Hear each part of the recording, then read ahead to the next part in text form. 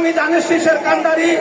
আপনারা আমার মাঝে যে সবসময় আসে এবং ভবিষ্যতে আসবে আমাদের ভাগ্যতালা ইঞ্জিনিয়ার মবলুক সাহেব, আপনাদের কেন্দ্র এই 4 নম্বর ওয়ার্ডের জাতীয় নির্বাচনের ভোট এখানে হবে ইনশাআল্লাহ।